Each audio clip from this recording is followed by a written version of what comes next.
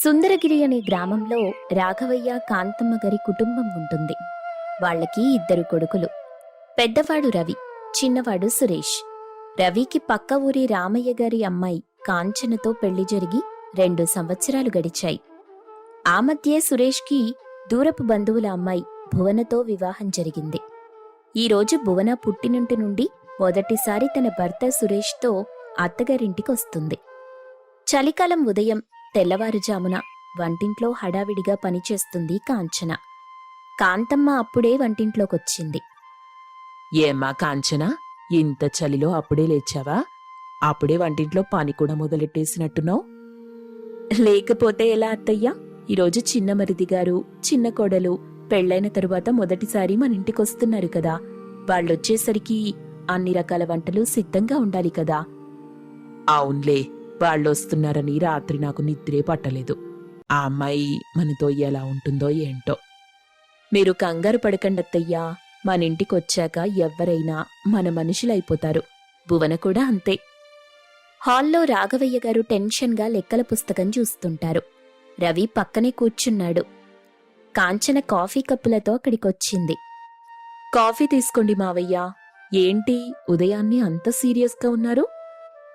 వ్యాపారం లెక్కలు చూస్తున్నాం కాంచన, కొంచెం నష్టం వస్తుంది. అంతలో బయట కారు హారన్ వినిపించింది. యావండి, కారొచ్చేసినట్టుంది. అందరూ గుమ్మం దగ్గరికి వెళ్తారు. ఒక ఖరీదైన కారొచ్చాగింది. సురేష్, భువన కారులో నుండి దిగారు. అమ్మా, నాన్న బావున్నారా? బావున్నాంరా, రండి రండి. ఆ ఇంటి గడప దాటిన భువన ఆ ఇంట్లో ఉన్న ప్రశాంతతని కూడా చెదరగొట్టబోతుందని అప్పుడెవ్వరికీ తెలీదు. అమ్మా భువన, ప్రయాణం ఇలా జరిగింది? మా సురేష్ నిన్ను బాగా చూసుకుంటున్నాడు కదా? ఏం బాగా చూసుకోవడం అత్తయ్యా. దారిలో కనీసం ఏసీ రెస్టారెంట్ కూడా లేదు. మీ ఊరొచ్చే రోడ్డు మరీ దారుణం. దుమ్ము ధూళి, నా స్కిన్ అంతా పాడైపోయింది. మా నాన్నగారు ముందే చెప్పారు, ఆ పల్లెటూరి వాతావరణం నీకు పడదేమో, ఆలోచించుకో అని. నేనే వినలేదు. మా ఊరు కాస్త వెనకబడిన ప్రాంతమేనమ్మా, కాని మనుషులు మాత్రం మంచోళ్ళు. కొన్ని రోజులుంటే అలవాటవుతుంది. అవునమ్మా భువన, సిటీలో ఉన్న సౌకర్యాలిక్కడ లేకపోవచ్చు, కానీ ఇక్కడ దొరికే స్వచ్ఛమైన గాలి, నీళ్లు అక్కడ దొరకవు. ఓ, స్వచ్ఛమైన గాలా? అదేంటో నాకు మాత్రం దుర్వాసనొస్తోంది. బహుశా మీ ఇంటి పక్కనున్న ఆ పశువుల పాక వల్ల కావచ్చు. సురేష్, రేపటికల్లా ఆ పాక తీయించేయి. ఆ వాసన నేను భరించలేను. భువన, అది పశువుల పాక కాదు, మన గోశాల. ఆవులంటే మావయ్య గారికి ప్రాణం. వాటి వల్లే మనకి పాలు పెరుగు వస్తాయి. లక్ష్మీదేవితో సమానమవి. ఓహో, చూస్తుంటే పని మనిషిలా ఉన్నావు. నువ్వు కూడా నాకు సలహాలిస్తున్నావా? అందరూ ఆ మాటకి షాక్ అయ్యారు. కాంతమ్మకి కోపమొచ్చింది. కాని రాఘవయ్య గారు ఆపారు. భువన, ఏంటా మాటలు? వదిన ఈ ఇంటికి పెద్ద కోడలు.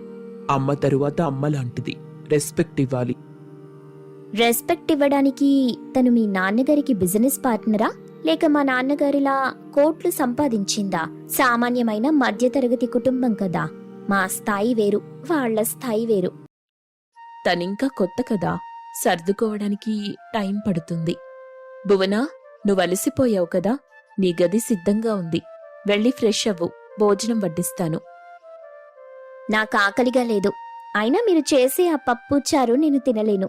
సురేష్, నాకు పిజ్జా కావాలి. నేను కాంచన ఉదయం నుండి కష్టపడి నీకోసం పంచభక్ష పరమాన్నాలు చేస్తే అవన్నీ కాదని బయట తిండి అడుగుతున్నావా? అత్తయ్యా, ఎమోషనల్ బ్లాక్మెయిల్ చేయకండి.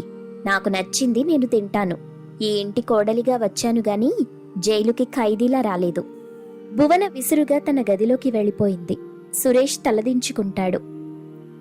సురేష్, ఏంట్రా ఇది? పెళ్ళైన 2 రోజులకే ఇంత అహంకారమా? పెద్దలంటే గౌరవం లేదు, తోడికోడలనే మర్యాద లేదు. ఏం చేయమంటారు నాన్న, తను పెరిగిన వాతావరణం అలాంటిది. భూషణం మావయ్య గారి గారాబం వల్లే తనిలా తయారైంది. నేను తన మనసు మారుస్తాను. నాకు కాస్త టైం ఇవ్వండి. మావయ్య గారు, సురేష్ చెప్పింది నిజమే. మనం ప్రేమతో మార్చుకుందాం. కోపగించుకుంటే దూరం పెరుగుతుంది తప్ప తరగదు. నేనెళ్ళి తనకి నచ్చినట్టుగా ఏదైనా చేసి పెడతాను. మధ్యాహ్నం భోజనాల సమయం. డైనింగ్ టేబుల్ మీద రకరకాల వంటలున్నాయి. కాంచన వడ్డిస్తుంది. భువన మాత్రం ఫోన్ చూస్తూ కూర్చుంది. భువన, ఇదిగో గుత్తి వంకాయ కూర, మా అత్తయ్య గారి స్పెషల్. ఒక్క ముద్ద తిని చూడు. Oil, too much oil. ఇంత నూనె తింటే నా ఫేస్లో పింపుల్స్ వస్తాయి. మీరంటే ఎలా ఉన్నా తింటారు. నేను డైట్ మెయింటైన్ చేస్తున్నాను. నాకు బాయిల్డ్ వెజిటేబుల్స్ కావాలి. అయ్యో, నువ్వు అడిగుంటే చేసేదాన్ని కదా. పర్లేదు, ఇప్పుడు సలాడ్ కట్ చేసిస్తాను. కాంచనా, నువ్వేం పని మనిషివి కాదు. అందరికీ వండింది తినకుండా స్పెషల్గా కావాలంటే తనే చేసుకుంటుంది. నువ్వు కూర్చో. చూసావా సురేష్, మీ అమ్మగారికి నా మీద ఎంత ప్రేమో. నేను వంటింట్లోకి వెళ్తే ఆ పొగకి నా ఫేస్ గ్లో పోతుంది. అయినా మా ఇంట్లో 10 మంది పనివాళ్లుంటారు. ఇక్కడ చూస్తే మంచినీళ్లు కూడా నేనే తెచ్చుకోవాలి. భువనా, ఇది మనిల్లు. మన పనులు మనం చేసుకోవడంలో తప్పులేదు.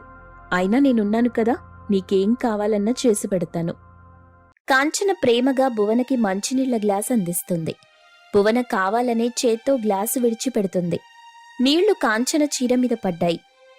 అయ్యో సారీ కాంచన, చూసుకోలేదు. అయినా అదెలాగో పాత చీరే కదా, పెద్దగా నష్టమేం లేదులే, పోయి మార్చుకో. కాంచన కళ్లలో నీళ్లు తిరిగాయి. కాని ఏమీ అనకుండా అక్కడి నుండి వెళ్ళిపోతుంది. రవికి కోపమొచ్చి లేవబోతుంటే కాంచన సైగ చేసాపింది. తప్పు చేస్తున్నావు భువన. నీకంటే పెద్దది, పైగా ఇంటి పెద్ద కోడలు. ఆమెను అవమానిస్తే నన్నవమానించినట్టే.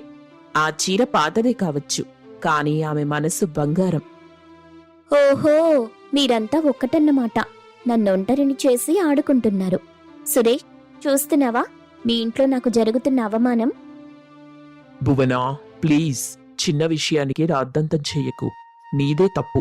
వదిన నీకు సేవ చేస్తుంటే నువ్వామెని ఇన్సల్ట్ చేస్తున్నావు. సేవ చేయడానికే కదా ఉంది. ఆమెకి పుట్టింటి ఆస్తి లేదు, చదువు లేదు, కేవలం వంటింటికే పరిమితం. నేనలా కాదు, MBA చదివాను. రేపొద్దున మీ బిజినెస్ కూడా నేనే చూసుకుంటాను. అప్పుడు ఈమె నా కిందే పనిచేయాలి. నోరు అదుపులో పెట్టుకో భువనా. కాంచన చదువుకోలేదని ఎవరు చెప్పారు? డిగ్రీ చదివింది. మా ఇంటి కోసం, మా బాగోగుల కోసం ఉద్యోగం చేయకుండా ఇంటి బాధ్యత తీసుకుంది. ఆమె త్యాగం నీకు చేతగానితనంగా కనిపిస్తుందా? అలా మాటకి మాట అనుకుంటూ భోజనం పూర్తి చేసింది ఆ కుటుంబం. సాయంత్రం కాంచన తన గదిలో ఉండగా రవి లోపలికొస్తాడు. కాంచనా, ఎందుకిలా భరిస్తున్నావు? ఆ భువన మాటలు వింటుంటే నా కొళ్ళు మండుతుంది. నువ్వొక్క మాట గట్టిగా మాట్లాడితే తను నోరు మూసుకుంటుంది కదా. ఏవండి, గట్టిగా మాట్లాడితే గొడవ పెరుగుతుంది తప్ప తరగదు. తను చిన్నపిల్ల. డబ్బుందన్న గర్వం, అది పోవాలంటే మనం ప్రేమతోనే గెలవాలి. మావయ్య గారిప్పటికే వ్యాపారంలో నష్టాలతో బాధపడుతున్నారు. ఇప్పుడు ఇంట్లో గొడవలు కూడా ఉంటే ఆయన తట్టుకోలేరు. మన కుటుంబం ముక్కలవటం నాకిష్టం లేదు. నీ ఓపికకి దండం పెట్టాలి కాంచనా. కాని ఒకటి గుర్తుపెట్టుకో, పాముకి పాలు పోస్తే అది కాటు వేయకుండా ఉండదు. భువన మారే రకం కాదు. మారుతుందండి. ఏదో ఒకరోజు నా ప్రేమ ఆమెని మారుస్తుంది. నాకా నమ్మకముంది. ఇంతలో బయట హాల్లో పెద్ద శబ్దం వినిపిస్తుంది. ఏదో కింద పడి పగిలిపోయిన శబ్దం. అయ్యో అని కాంతం అరుపు వినిపిస్తుంది. రవి, కాంచన పరిగెత్తుకుంటూ వెళ్తారు. హాల్లో కాంతమ్మకి చాలా ఇష్టమైన రాఘవయ్య గారు పెళ్లి రోజు కానుకగా ఇచ్చిన పెద్ద పింగాణి ఫ్లవర్ వాస్ ముక్కలై ఉంది. భువన పక్కనే నిలబడుంది. చేతిలో బాల్ ఉంది. ఆమె బాల్తో ఆడుతూ ఉండగా అది తగిలి పడిపోయినట్టు అర్థమవుతుంది. నా బాస్, మీ మావయ్య గారు ఎంత ప్రేమగా చేయించి ఇచ్చింది ఇది పగలగొట్టేశావా? అబ్బా అత్తయ్యా, దానికి ఎందుకంత సీన్ చేస్తారు? ఏదో టైంపాస్కి బాల్ విసిరాను, తగిలింది. అయినా అది పాతబడిపోయింది. Outdated design. రేపు మా డాడీని అడిగి ఫారెన్ నుండి ఇంకోటి తెప్పిస్తానులేండి. డబ్బుతో అన్నింటినీ కొనలేవు భువన. అది కేవలం వస్తువు కాదు, నా జ్ఞాపకం. నీకు బంధాల విలువ, జ్ఞాపకాల విలువ తెలీదు. సురేష్, వింటున్నావా? మీ అమ్మ నన్ను తిడుతుంది. ఒక పాత ఫ్లవర్ వాస్ కోసం నన్నింత మాటలంటారా? నేను ఇంట్లో ఒక్క క్షణం కూడా ఉండను. ఇప్పుడే వెళ్ళిపోతాను. భువన విసురుగా తన గదిలోకెళ్లి సూట్ కేస్ సర్దుకోవటం మొదలెట్టింది. భువన, ఆగు. అమ్మ బాధలు అలా అనింది. వద్దు సురేష్, నన్ను అవమానించిన చోట నేనుండను. రా, మనం మా డాడీ వాళ్ళ ఇంటికెళ్ళిపోదాం. హాల్లో అంతా నిశ్శబ్దం.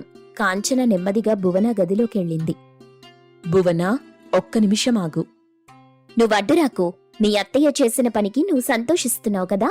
నేనెళ్ళిపోతే ఈ ఇల్లు నీ సొంతమవుతుందనే కదా. చూడు భువన, ఈ ఇల్లు ఇటుకలతో కట్టింది కాదు, బంధాలతో కట్టింది. నువ్వెళ్ళిపోతే ఇక్కడ ఎవ్వరికీ ఆస్తి కలిసిరాదు. కాని చిన్న కొడలు అత్తారింటికొచ్చిన రెండో రోజే అలిగి వెళ్ళిపోయిందంటే ఆ మచ్చ నీ పుట్టింటికే వస్తుంది.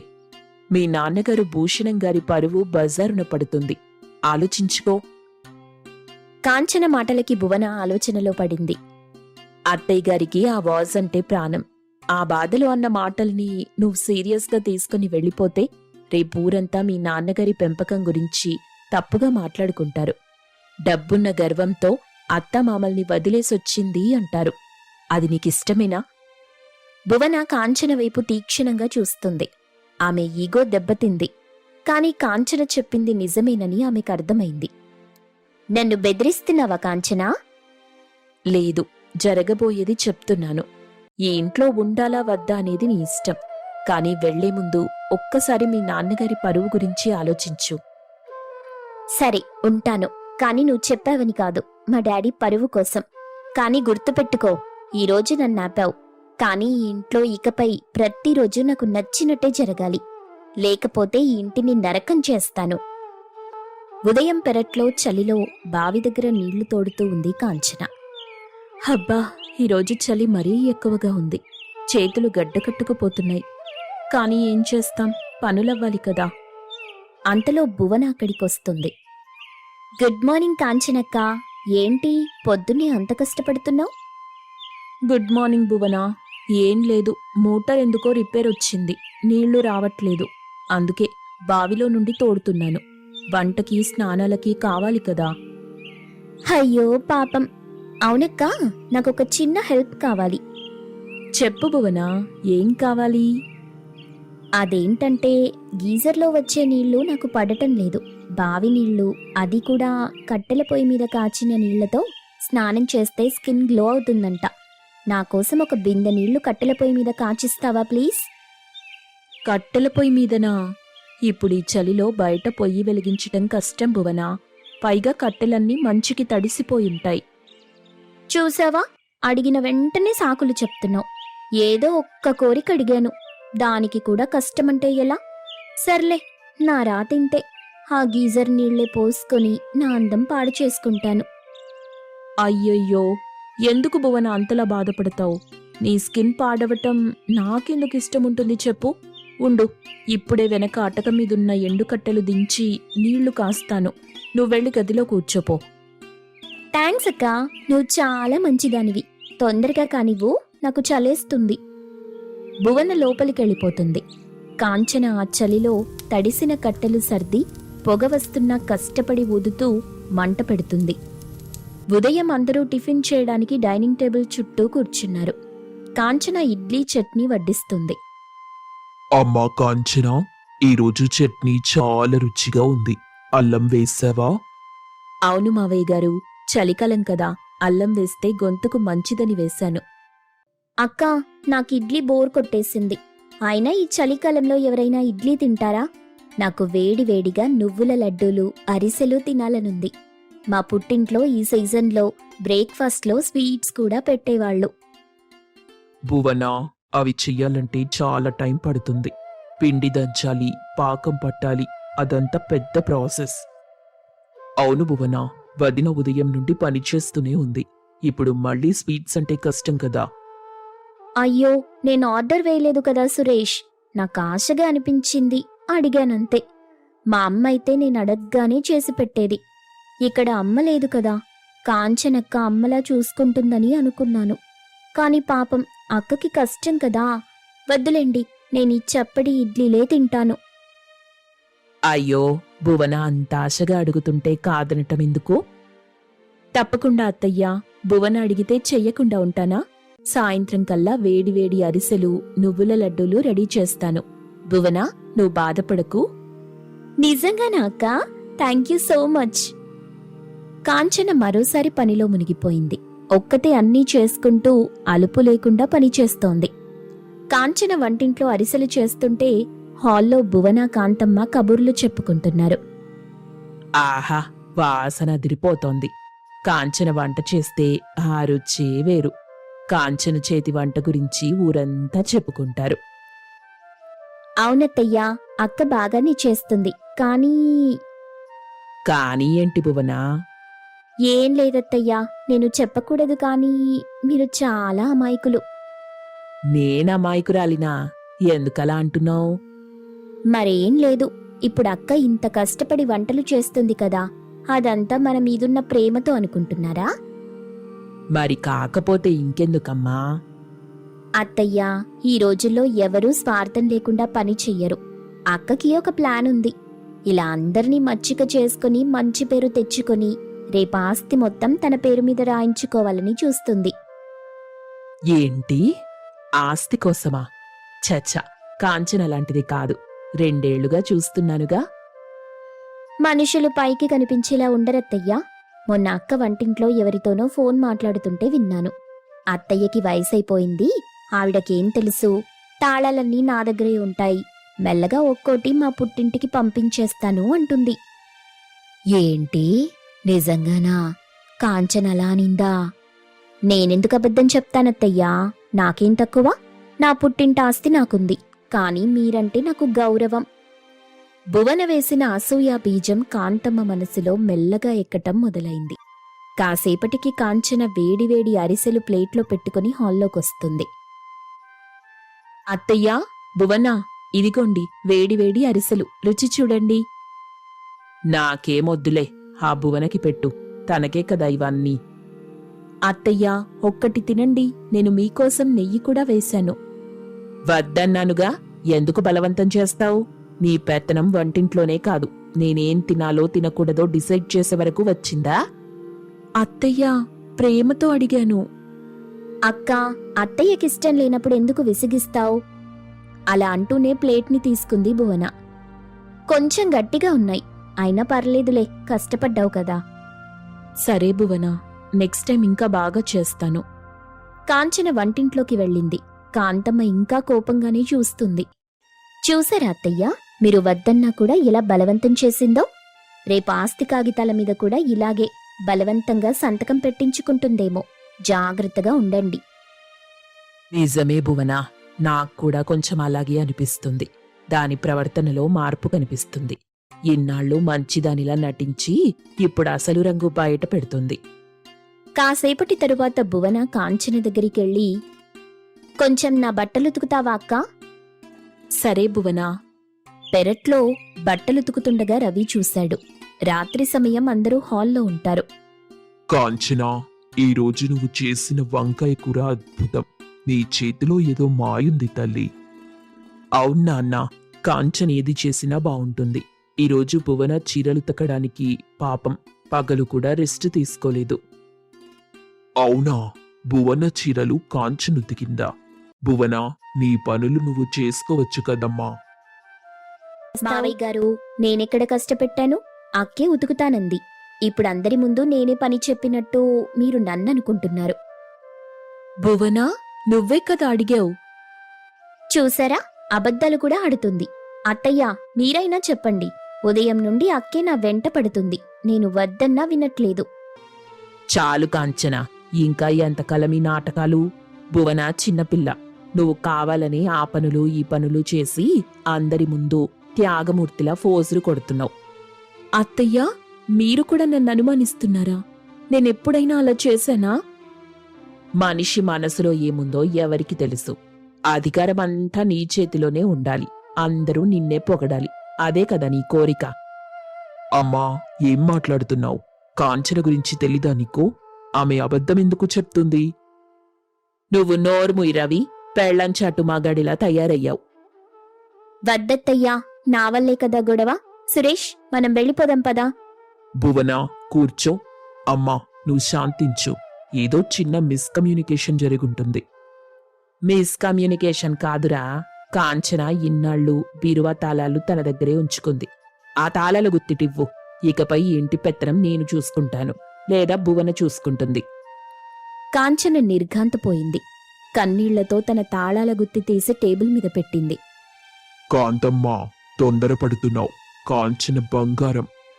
మీరు ఊరుకోండి. భువన, ఈ తాళాలు తీసుకో. ఇకపై ఇంటి ఖర్చులన్నీ నువ్వే చూసుకో. అయ్యో అత్తయ్యా, నాకెందుకు? మళ్ళీ అక్క బాధపడుతుందేమో. ఎవ్వరూ బాధపడరు, నువ్వు తీసుకో. భువన ఆ తాళాల గుత్తి తీసుకుంది. ఒక చిన్న అబద్ధం ఒక పెద్ద కుటుంబంలో చిచ్చు పెట్టింది. గదిలో రవి, కాంచన. కాంచన, ఎందుకు మౌనంగా ఉన్నావు? అమ్మకి నిజం చెప్పొచ్చు కదా. ఇప్పుడు నిజం చెప్పినా అత్తయ్య నమ్మే స్థితిలో లేరు రవి. భువన నిజస్వరూపం వాళ్ళకి తెలియాలి. అంటే ఇప్పుడు నువ్వేం చేయబోతున్నావు? ఇన్నాళ్ళు ఒక మంచి కోడలిగా, అక్కగా బాధ్యతలు మోశాను. ఇప్పుడు ఆ బాధ్యత భువన తీసుకుంది కదా. ఆ బాధ్యత బరువేంటో తనకే తెలియాలి. అప్పుడే ఈ ఇంటి విలువ, నా కష్టం విలువ అందరికీ అర్థమవుతుంది. భువన తన గదిలోకి వెళ్తుండగా కాంతమ్మ పిలిచింది. భువన, రేపుదయం పురోహితులొస్తారు. పూజకి కావలసిన సరుకుల లిస్ట్ ఇస్తారు. అవన్నీ నువ్వే దగ్గరుండి చూసుకోవాలి. డబ్బు బీరువాలో ఉంది, జాగ్రత్త. ఓ ష్యూర్ అత్తయ్యా, డోంట్ వరీ. భువన గదిలోకెళ్లి తాళాల గుత్తిని మంచం మీద విసిరేసింది. ఫోన్ తీసి తన ఫ్రెండ్కి కాల్ చేసింది. Hello sweetie, guess what? ఈ రోజుతో ఆ కాంచన పనైపోయింది. ఇంటి కంట్రోల్ ఇప్పుడు నా చేతిలో ఉంది. ఇక చూడు, ఈ పల్లెటూరి బ్యాచ్ని ఎలా ఆడిస్తానో. నా చేతికి మట్టంటకుండా ఆ కాంచన చేతే చాకిరీ చేయిస్తాను. పైగా క్రెడిట్ అంతా నాకే వచ్చేలా ప్లాన్ చేస్తాను. కాంచన నిజాయితీని శంకించి కాంతమ్మ ఆమెను పక్కన పెట్టింది. కాంచనలో మార్పు మొదలైంది. ఇన్నాళ్లు తలదించుకుని విన్న కాంచన ఇప్పుడు తలెత్తి ప్రశ్నిస్తోంది. కాని ఆమె ఆవేశపడటం లేదు, ఆలోచించి అడుగేస్తుంది. సాయంత్రం పురోహితులు గారు ఇంటికొచ్చారు. రేపు జరగబోయే సత్యనారాయణ వ్రతం గురించి మాట్లాడటానికి. రాఘవయ్య గారు, రేపు ఉదయం 9 గంటలకు ముహూర్తం. పూజా సామగ్రి లిస్టు నిన్ననే చిన్నమ్మాయి గారికిచ్చాను. అన్నీ సిద్ధంగా ఉన్నాయి కదా? ఆ, మా చిన్న కొడలు చాలా షార్పులేండి. అన్నీ తెప్పించుంటుంది. భువనా, అమ్మ భువనా, ఆ పూజా సామగ్రి ఎక్కడ పెట్టావో తీసుకురా. పంతులు గారు చూస్తారంట. భువన గదిలో నుండి బయటకొస్తుంది. ముఖంలో కంగారు కనిపిస్తుంది. ఆ పూజా సామగ్రా, అది నేను రవిగారికి చెప్పాను తెమ్మని. ఆయన తెచ్చారో లేదో. రవి అక్కడికొస్తూ, నాకా? నువ్వెప్పుడు చెప్పావు నాకు? నిన్నటి నుండి నేను నిన్ను అడుగుతూనే ఉన్నాను లిస్ట్ ఇవ్వమని. నువ్వు ఆన్లైన్లో ఆర్డర్ చేశాను, డోంట్ డిస్టర్బ్ అన్నావు కదా. ఆ అవును, ఆన్లైన్లో చేశాను, కానీ డెలివరీ లేట్ అయినట్టుంది. ఈ డెలివరీ బాయ్స్ ఉన్నారే, అసలు టైం సెన్సే ఉండదు. ఏంటే, రేపొద్దున పూజ పెట్టుకుని ఆన్లైన్లో సరుకులు ఆర్డర్ చేసావా? పసుపు, కుంకుమ, తమలపాకులు ఎవరైనా ఆన్లైన్లో కొంటారా? అవి స్వచ్ఛంగా ఉండాలి. అత్తయ్యా, అంత సీరియస్ అవ్వకండి. ఏదో చిన్న మిస్టేక్. రేపుదయం వచ్చేలా చూస్తానులేండి. కుదరదమ్మా. రేపు ఉదయం 6 గంటలకే కలశం స్థాపించాలి. ఈ రాత్రికి వస్తువులు లేకపోతే వ్రతం చేయడం కష్టం. చూసావా భువనా, ఇంటి బాధ్యత అంటే ఫోన్ పట్టుకుని తిరగటం కాదు. ఇలాంటి ముఖ్యమైన పనులు శ్రద్ధగా చెయ్యటం. ఇప్పుడు రాత్రికి రాత్రి సామాన్లు ఎక్కడ దొరుకుతాయి? పరువు పోయేలా ఉంది. అందరూ ఆందోళన పడతారు. భువన తలదించుకుని ఉంటుంది. అప్పుడు కాంచన లోపలి నుండి ఒక పెద్ద సంచి పట్టుకొనొస్తుంది. మావయ్య గారు, కంగారు పడకండి. ఇదిగోండి పూజా సామగ్రి. పసుపు, కుంకుమ, కొబ్బరికాయలు, పూలు అన్నీ ఉన్నాయి. అందరూ ఆశ్చర్యంగా కాంచన వైపు చూస్తారు. కాంచనా, ఇవన్నీ నువ్వెప్పుడు తెచ్చావు? నీ దగ్గర డబ్బు లేదు కదా. అత్తయ్య, భువన సిటీ మనిషి కదా. ఆన్లైన్లో ఆర్డర్ పెడితే లేట్ అవుతుందని నాకు ముందే అనుమానం వచ్చింది. అందుకే మొన్న మీరు కూరగాయలకనిచ్చిన డబ్బుల్లో మిగిలిన చిల్లర దాచిపెట్టుంచాను. ఈ రోజు ఉదయం గుడికెళ్ళినప్పుడు పంతులు గారిని లిస్టు అడిగి తీసుకున్నాను. నా దగ్గరున్న కొంచెం డబ్బుతో కొన్నానివన్నీ. దేవుడి కార్యం ఆగకూడదు కదత్తయ్యా. కాంతమ్మ ముఖంలో పశ్చాత్తాపం కనిపించింది. భువన ముఖం మాడిపోయింది. భువన, పాపం, నువ్వు ఆన్లైన్ డెలివరీ వాళ్ళని నమ్మి మోసపోయావు. పర్లేదులే, వచ్చేసరి కొంచెం జాగ్రత్తగా ఉండు. ఇంటి పెద్ద కోడలిగా నా బాధ్యత నేను నెరవేర్చాను. నీ బాధ్యత నువ్వు మర్చిపోయినా నేను గుర్తు చేస్తూనే ఉంటాను. కాంచన మాటలు భువనకి చెంపపెట్టులా తగిలాయి. అందరి ముందు తను దోషిలా నిలబడాల్సొచ్చింది. కాంచన తెలివిగా తనని ఇరకాటంలో పెట్టింది. నిజంగా సమయానికి ఆదుకున్నావు కాంచన. నువ్వు లేకపోతే ఈరోజు మన పరువు పోయేది. కాంతమ్మ, చూసావా? కాంచన చేతిలో అధికారం లేకపోయినా బాధ్యతని భుజాన వేసుకుంది. అవునులేండి, మంచి పనే చేసింది కాంచన. భువనా, నువ్వెళ్ళా సామాన్లన్నీ శుభ్రం చేసి దేవుడి గదిలో పెట్టు. నేనా? ఆ సామాన్లు తెచ్చింది తను కదా, తనే సర్దొచ్చుగా. అయ్యో భువన, నేను సర్దితే క్రెడిట్ అంతా నాకే వస్తుంది. నువ్వు కొత్త కోడలివి, రేపు పూజలో కూర్చోవాల్సింది నువ్వే. నీ చేత్తో సర్దితేనే అత్తయ్య గారికి సంతోషం. పైగా తాళాలు నీ దగ్గరే ఉన్నాయి కదా, దేవుడి గది తాళం కూడా నీ దగ్గరే ఉంది. నేనెలా వెళ్తాను చెప్పు? కాంచన చాలా లాజికల్గా భువనని లాక్ చేసింది. భువనకి పని చెయ్యక తప్పని పరిస్థితి. సరేలే. భువన సంచి లాక్కొని విసురుగా వెళ్ళింది. కాంచన, రవి ఒకరినొకరు చూసుకుని నవ్వుకున్నారు. కాంచన వేసిన మొదటి అడుగు విజయవంతమైంది. భువన అజమాయిషీ వల్ల జరిగే నష్టాన్ని అందరికీ అర్థమయ్యేలా చేసింది. అది కూడా ఎక్కడా గొడవ పడకుండా అత్తగారికి అనుకూలంగా ఉంటూనే భువనని దోషిలా నిలబెట్టింది. రాత్రి అందరూ భోంచేసి పడుకోవడానికి వెళ్తున్నారు. భువన తన గదిలో రగిలిపోతూ ఉంది. సురేష్, ఆ కాంచనని చూసావా? ఎంత ఓవరాక్షన్ చేసిందో. కావాలనే సామాన్లు దాచిపెట్టి చివరి నిమిషంలో తీసి హీరోయిన్ అయిపోయింది. నన్నందరి ముందు బకరాని చేసింది. భువనా, నువ్వు తప్పు చేశావు. తను సరిదిద్దింది. ఇందులో ఓవర్ యాక్షన్ ఏముంది? నువ్వు నిజంగానే ఆన్లైన్లో ఆర్డర్ చేసావా అసలు? చేశాను. కాదు, మర్చిపోయాను. అంటే ఆ బ్యూటీ పార్లర్ అపాయింట్మెంట్ హడావిడిలో మర్చిపోయానులే. అంత మాత్రానికే నన్ను నిలదీస్తారా? చూడు భువనా, నీకు బాధ్యతలు తీసుకోవటం ఇష్టం లేనప్పుడు వదిలేసేయ్. అంతేగాని ఇలా అబద్ధాలు చెప్పి ఇంట్లో వాళ్ళని ఇబ్బంది పెట్టకు. సురేష్ కోపంగా పడుకున్నాడు. భువనకది అస్సలు నచ్చలేదు. ఎలాగైనా కాంచన మీద రివెంజ్ తీర్చుకోవాలని నిర్ణయించుకుంది. మరుసటి రోజు ఉదయం సత్యనారాయణ వ్రతం జరుగుతుంది. బంధువులు, చుట్టుపక్కల వాళ్ళు వచ్చారు. కాంతమ్మ పట్టుచీర కట్టుకుని హడావిడిగా ఉంది. కాంచనా, ప్రసాదం రెడీ అయిందా? పంతులు గారు నైవేద్యం అడుగుతున్నారు. అయిందత్తయ్యా, రవ్వ కేసరి పులిహోర సిద్ధం. అప్పుడే భువన అక్కడికి గ్రాండ్గా తయారై వచ్చింది. కాని మెడలో ఉండాల్సిన కాంతమ్మ ఇచ్చిన పురాతన బంగారు గొలుసు లేదు. దానికి బదులు ఫ్యాషన్ జ్యువెలరీ వేసుకుని ఉంది. అమ్మా భువనా, చాలా అందంగా ఉన్నావు. కాని నేను పెళ్లికి నీకు ప్రత్యేకంగా ఇచ్చిన గొలుసేది? అది వేసుకోమని చెప్పాను కదా. ఈరోజు వ్రతానికి అది వేసుకుంటేనే నిండుగా ఉంటుంది. అదా అత్తయ్యా, అది లాకర్లో ఉంది. తాళం ఎక్కడో మర్చిపోయాను. ఇప్పుడు వెతకలేనులేండి. ఈ నెక్లెస్ బాగుంది కదా, ఇది లేటెస్ట్ డిజైన్.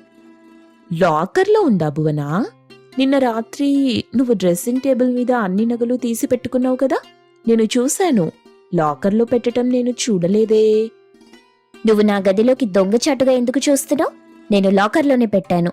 అత్తయ్యా, అక్క కావాలని నా మీద నిందలేస్తుంది. నేను నిందలు వేయటం లేదు భువనా. ఆ గొలుసు చాలా విలువైంది.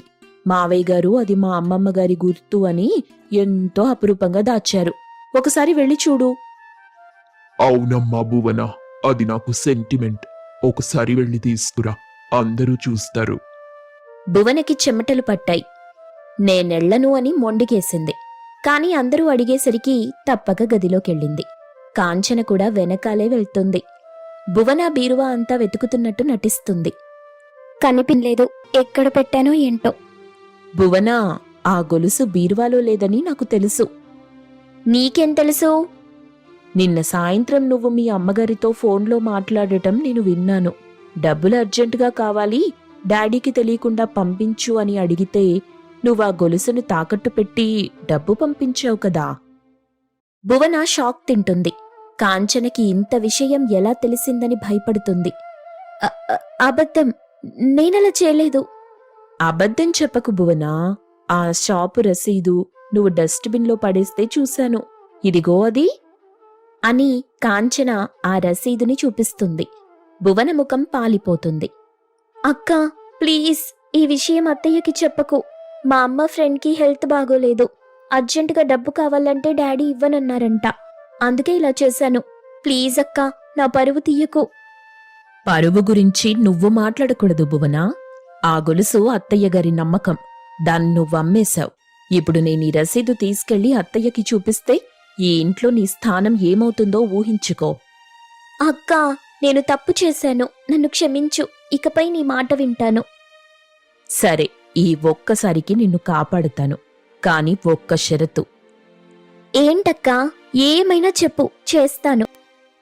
బయటికెళ్ళి అత్తయ్యతో ఆ గొలుసు గురించి ఏదో ఒక అబద్ధం చెప్పి కవర్ చెయ్యి. వారం రోజుల్లో గొలుసు విడిపించి తీసుకురా. ఈ విషయం తెలిస్తే అత్తగారు బాధపడతారని వదిలేస్తున్నాను. భువనకి వేరే దారి లేదు. తలూపింది. కాంచన వేసిన వ్యూహంలో భువన చిక్కుకుంది. ఇన్నాళ్ళు విర్రవీగిన భువన ఇప్పుడు కాంచన దయ కోసం పాకులాడుతోంది. కాంచన నిజం బయటపెట్టకుండానే భువనని మానసికంగా దెబ్బకొట్టింది. హాల్లో అందరూ వెయిట్ చేస్తున్నారు. భువన, కాంచన బయటకొచ్చారు. భువన ముఖం చిన్నబోయుంది. ఏమైంది భువనా? గొలుసు దొరికిందా? అత్తయ్య, అది గొలుసు కొంచెం తెగింది. అందుకే రిపేర్కిచ్చి మర్చిపోయాను. వారం రోజుల్లో వస్తుంది. ఓహో, అలాగా. సర్లే, కంగారు పడ్డాను పోయిందేమోనని. ఇంకొక విషయం అత్తయ్య, ఈ ఇంటి బాధ్యతలు, పూజలు, వంటలు ఇవన్నీ నా వల్ల కావటం లేదు. నాకింకా అనుభవం లేదు. అందుకే ఈ బీరువా తాళాలు మళ్ళీ కాంచనక్కకే ఇచ్చేస్తాను. అక్కే ఇంటిని బాగా చూసుకోగలదనిపిస్తుంది. ఆ మాటలకి అందరూ ఆశ్చర్యపోయారు. కాంచన కూడా నమ్మలేనట్టుగా చూస్తుంది. ఏంటే భువన, మొన్నే కదా తీసుకున్నావు, అప్పుడే ఏమైంది? ఏం లేదత్తయ్యా, నాకంటే అక్కే బెటర్ అని అర్థమైంది. భువన తాళాల గుత్తిని కాంచన చేతిలో పెట్టింది. మంచి పని చేసావు భువన. కాంచన చేతిలో తాళాలుంటే ఇంటికి ఒక ధైర్యం. కాంతమ్మ కూడా మౌనంగా ఒప్పుకుంది. కాంచన తాళాల గుత్తిని మళ్లీ తన నడుముకి తగిలించుకుంది. తాళాలు మళ్లీ కాంచన చేతికొచ్చాయి. కాని యుద్ధం ఇంకా ముగియలేదు. భువన ఈ అవమానాన్ని భరిస్తుందా? ఆ గొలుసుని వారం రోజుల్లో ఎలా తీసుకొస్తుంది? కాంచన గెలిచింది, కాని భువన పగ ఇంకా పెరిగింది. అత్తగారి గొలుసును దొంగిలించి ఆ డబ్బుని పుట్టింటికి పంపిందనే నీలాప నింద కాంచన మీద పడింది. సాక్ష్యాలు బలంగా ఉండడంతో కాంతమ్మ కూడా కాంచనని అసహ్యించుకుంది. ఇంట్లో అందరి ముందు దోషిలా నిలబడ్డ కాంచన పరిస్థితి అగమ్య గోచరంగా మారింది. ఉదయం 7 గంటలు. రాఘవయ్య గారి ఇల్లు. వాతావరణం చాలా నిశ్శబ్దంగా, గంభీరంగా ఉంది. కాంచన ఇల్లు తుడుస్తోంది. కాని ఆమె మనసులో మాత్రం ఆలోచనల తుఫాను రేగుతోంది. తండ్రి తలదించుకొని వెళ్లిపోవటం ఆమెని బాగా కలచివేసింది. నాన్న, నన్ను క్షమించండి. నా వల్ల మీరు ఈ వయసులో అవమానం భరించాల్సొచ్చింది. నేను డబ్బు పంపలేదని చెప్తే ఎవ్వరూ నమ్మలేదు. భువన తెలివిగా నన్నిరికించింది. కాని ఆ గొలుసేమైంది? భువన దాన్ని బీరువాలో నుండి తీసి ఎక్కడ దాచింది? దాన్ని కనిపెట్టడమే ఇప్పుడు నా ముందున్న లక్ష్యం. అంతలో కాంతమ్మ వంటింట్లో నుండి కాఫీ కప్పుతో బయటకొచ్చింది. కాంచనని చూడగానే ముఖం తిప్పుకుంది. అత్తయ్య, కాఫీ నేను కలిపేదాన్ని కదా, మీరెందుకు శ్రమ తీసుకున్నారు? నీ చేతి కాఫీ తాగితే నా ఒంటి మీదున్న నగలు కూడా మాయమైపోతాయేమోనని భయం కాంచన. దొంగ బుద్ధి ఉన్నవాళ్ల చేతి వంట నాకు వంట పట్టదులే. నీ పని నువ్వు చూసుకో. కాంచన గుండెలో ఎవరో బాకుతో పొడిచినట్టనిపించింది. కన్నీళ్లు దిగమింగుకొని పని చేసుకుంటుంది. ఇంతలో భువన తన గదిలో నుండి హుషారుగా బయటకొచ్చింది. గుడ్ మార్నింగ్ అత్తయ్యా, ఈరోజు టిఫిన్ ఏంటి? నాకు చాలా ఆకలిగా ఉంది. రామ్మా భువన, నీకోసం పెసరట్టు వేశాను, రా తిందు. థ్యాంక్ యూ అత్తయ్యా. అన్నట్టు ఈరోజు నేను టౌన్కి వెళ్తున్నాను. నా ఫ్రెండ్ బర్త్డే ఉంది. కాస్త షాపింగ్ చేసి లంచ్ బయటే చేసొస్తాను. టౌన్కా? ఈ సమయంలోనా? అని మనసులో అనుకుంది కాంచన. తనకు అనుమానం వచ్చింది. నిన్ననే గొలుసు మాయమైంది. ఈరోజు భువన హడావిడిగా టౌన్కెళ్తుంది. అంటే ఆ గొలుసు అమ్మడానికి వెళ్తుందా? కాంచన మెదడు చురుగ్గా పనిచేయటం మొదలెట్టింది. డైనింగ్ టేబుల్ దగ్గర కాంచన వడ్డిస్తూ ఉంది. భువన తింటుంది. కాంతమ్మ పక్కనే కూర్చొని ఉంది. కాంచన భువన ప్లేట్లో పెసరట్టేస్తూ, భువన, టౌన్కెళ్తున్నావు కదా, జాగ్రత్త. అసలే ఈ మధ్య దొంగతనాలు ఎక్కువయ్యాయి. ఒంటి మీద నగలు, బ్యాగులో డబ్బులు జాగ్రత్తగా చూసుకో. నా జాగ్రత్తలో నేనుంటానులే అక్క. నువ్వు నీ గురించి చూసుకో. ఇంట్లో ఉన్న గొలుసులే మాయమవుతున్నాయి. ఇక బయట సంగతి చెప్పాలా?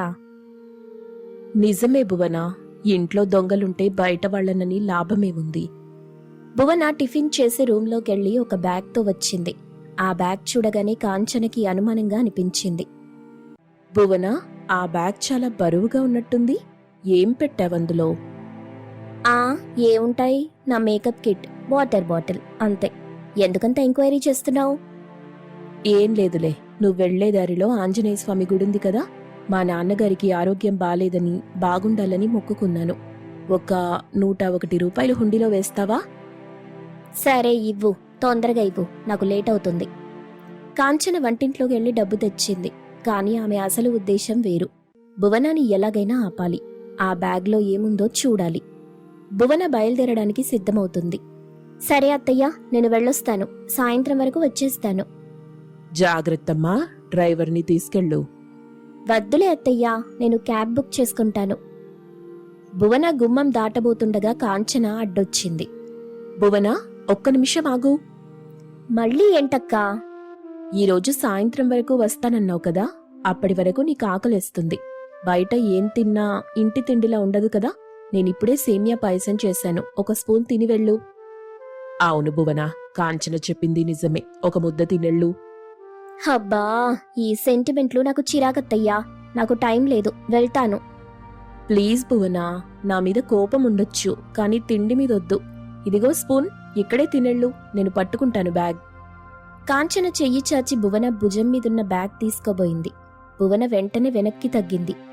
వద్దొద్దు, నా బ్యాగ్ నేనే పట్టుకుంటాను, నువ్వు ముట్టుకోకు. అంత కంగారు ఎందుకు భువన? సరే, బ్యాగ్ సోఫాలో పెట్టి తిను. నిల్చొని తింటే గొంతులో తడుతుంది. కాంతమ్మ కూడా చూస్తుండడంతో భువన తప్పక ఒప్పుకుంది. బ్యాగ్ సోఫాలో పెట్టి డైనింగ్ టేబుల్ మీద కూర్చొని పాయసం తినటం మొదలెట్టింది. కాని ఆమె కళ్ళు మాత్రం బ్యాగ్ మీదే ఉన్నాయి. నెమ్మదిగా తిను భువన, వేడిగా ఉంది. భువనకి పాయసం చాలా వేడిగా అనిపిస్తుంది. అబ్బా! నీళ్లు తాగడానికి గ్లాస్ ఎత్తింది. భువన దృష్టి మళ్లిన ఆ ఒక్క క్షణం చాలు కాంచనకి. కాంచన వేగంగా సోఫా దగ్గరికెళ్ళింది. కాంతమ్మ అక్కడే నిలబడుంది. కాని ఆమె దృష్టి కాంచన మీద పడింది. ఇదే సమయం, ఆ గొలుసు ఖచ్చితంగా ఈ బ్యాగ్లోనే ఉంది. లేకపోతే భువన ఇంత కంగారు పడదు. కాంచన భువన బ్యాగ్ జిప్ మెల్లగా తెరిచింది. కాంతమ్మకి కాంచన ఏదో చేస్తున్నట్టు అనిపిస్తుంది. కాంచన మళ్లీ దొంగతనం చేస్తుందా అనుకుని గట్టిగా అరవబోతుంది. కాంచన, ఏం చేస్తున్నావు అక్కడ? బ్యాగులో నుండి ఏం తీస్తున్నావు? కాంతమ్మ అరుపుకి భువన ఉలిక్కిపడి వెనక్కి తిరిగింది. కాంచన అప్పటికే బ్యాగ్లో ఒక చిన్న పౌచ్ని బయటకి తీసింది. ఆ పౌచ్ జిప్ తెరిచి దాన్ని తలకిందులుగా చేస్తుంది. గల్లున శబ్దం, ఒక పసుపు పచ్చని కాంతి. అందరి కళ్ళు ఆ కాంతి వైపే. నేల మీద పడి మెరుస్తుంది మరేంటో కాదు, ఒక రోజు క్రితం మాయమైన అత్తగారి బంగారు గొలుసు. హాల్లో నిశ్శబ్దం. ఎంత నిశ్శబ్దం అంటే గుండె చప్పుడు కూడా వినిపించేంత. భువన చేతిలో స్పూన్ జారి కింద పడింది. కాంతమ్మ నోట మాట రాదు. కాంచన కళ్ళలో నీళ్లు, కాని ముఖంలో గెలుపు. అత్తయ్యా, ఇదే కదా పోయిందనుకున్న గొలుసు. ఇదే కదా నేనమ్మానని నిందలు వేసిన గొలుసు. ఇది భువన బ్యాగ్లో ఏం చేస్తుంది? కాంతమ్మకి పరిస్థితి అర్థమైంది. భువన టౌన్కి వెళ్తోంది. బ్యాగ్లో గొలుసుంది అంటే అమ్మడానికే కదా. అత్తయ్యా, అది నా బ్యాగ్లోకి ఎలా వచ్చిందో నాకు తెలీదు. అక్కి దాచిపెట్టుంటుంది నన్ను ఇరికించడానికి. చాలు భువన, ఇంకెంతకాలం అబద్ధాలాడతావు? నిన్నటిదాకా తాళాలు నా దగ్గరున్నాయని నన్ను దొంగని చేశావు. ఈరోజు బ్యాగ్ నీ దగ్గరే కదా ఉంది. ఇంటి తాళాలు కూడా నీ దగ్గరే ఉన్నాయి కదా. నేనిందులో ఎప్పుడు పెట్టాను? భువనా, నిజం చెప్పు, ఈ గొలుసు నీ బ్యాగ్లోకి ఎలా వచ్చింది? అత్తయ్యా, నమ్మండి, నేను తీయలేదు. అత్తయ్యా, నిన్న భువన నాతో మాట్లాడిన మాటలు గుర్తొస్తున్నాయి. కాంచన పేరు మీద మనీ ఆర్డర్ వచ్చింది అని మీరందరూ నమ్మారు. కానీ ఆ డబ్బు ఎవరు పంపారో పోస్టాఫీస్కి వెళ్లి ఆరా తీస్తే తెలిసిపోతుంది కదా. అక్కడ సీసీ కెమెరాలుంటాయిగా. పదండి వెళ్దాం. భువన అక్కడున్న సీసీ కెమెరాలలో కనిపించకపోతే అప్పుడు నన్ను అడగండి. రాలు అన్న మాట వినగానే భువన కాళ్ల కింద భూమి కదిలిపోయింది. ఇక తప్పించుకునే దారి లేదు. భువన ముఖం పాలిపోయింది. ఆమె మౌనమే ఆమె నేరాన్ని ఒప్పుకున్నట్టుగా ఉంది. చిచ్చి, ఎంత నీచమైన పని చేస్తావు భువన. తోడికోడల్ని దొంగని చేయడానికి వాళ్ళ తండ్రికి డబ్బు పంపుతావా?